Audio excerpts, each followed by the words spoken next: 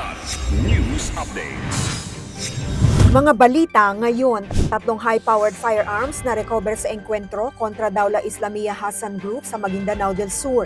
Magnitude 5.3 na lindol yumanig sa Albay, walang kaugnayan sa aktibidad ng Mayon ayon sa FIVOX. BARM Chief Minister Makakuwa bilang BIAF Chief of Staff sinuspinde ng MILF. Paghahanda sa nalalapit na halalan hindi maaantala. Ako po si Cesar Sorian para ihatid ang mga nangunang balita sa buong kapuluan ngayon. 3 high-powered firearms ang narecover ng mga tropa ng pamahalaan matapos ang dalawang magkahiwalay na engkwentro laban sa mga hinihinalang miyembro ng Dawla Islamiyah Hassan Group sa Mamasapano, Maguindanao del Sur nitong June 5, Biyernes. Bandang 5:29 ng umaga, nakasagupan ng mga sundalo ng 38th Infantry Battalion ang mga armadong elemento ng DI Hassan Group sa Barangay Pimbalacan. Makalipas ang halos 4 na oras, 9:25 ng umaga sumiklab ang panibagong bakbakan sa Barangay Daladap. Pinangunahan ng 38th IB kasama ang iba pang unit ng militar sa ilalim ng 601st Infantry Brigade ang operasyon laban sa grupo ni Marhom Esmael alias Marhom na kabilang sa mga most wanted personality sa rehiyon. Narecover sa magkahiwalay na lugar ang dalawang M16 rifle, isang M14 rifle, isang Remington R4 rifle at mga magazine ng balak.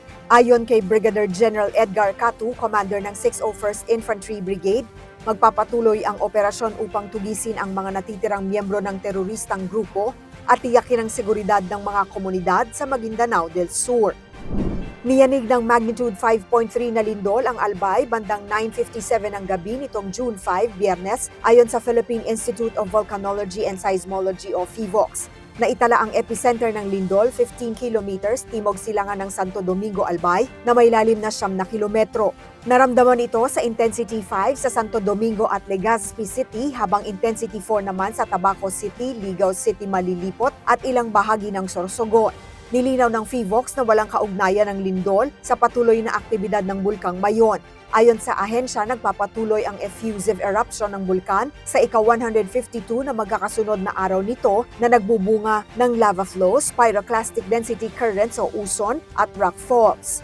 Nananatiling nakataas ang alert level 3 sa Mayon Volcano at mahigpit pa rin ipinagbabawal ang pagpasok sa loob ng 6-kilometer permanent danger zone. Kasunod ng pagyanig, nag-inspeksyon ng mga lokal na otoridad at mga inhinyero sa Santo Domingo upang matukoy kung may pinsala sa mga infrastruktura. Nakapagtala rin ng PHIVOX ng ilang aftershocks matapos ang lindol.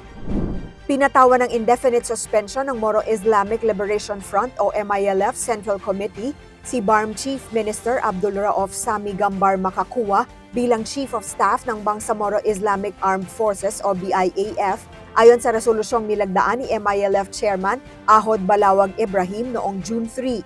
Ayon sa MILF, nakabatay ang desisyon sa umunoy pagsuway ni Makakuwa sa mga direktiba ng Central Committee kabilang ang pagtanggap sa kanyang pagkakatalaga bilang Interim Chief Minister nang walang konsultasyon sa pamunuan ng organisasyon at iba pang usaping may kinalaman sa pamamalakad ng BARM.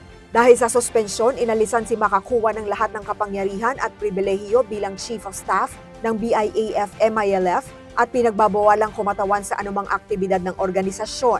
Sa kanyang pahayag, sinabi ni Makakuwa na iginagalang niya ang desisyon ng MILF Central Committee. Iginiit niyang bilang Chief Minister tungkulin niyang pairalin ng batas at pananagutan sa pamahalaan habang nagpapatuloy ang serbisyo publiko at paghahanda para sa nalalapit na halalan sa BARM. Para sa Kidlat News Channel, ako si Rosalyn Sinchonco, nag-uulat. Ako po si Cesar Sorian, kasama nyo sa bawat pagputo ng balita.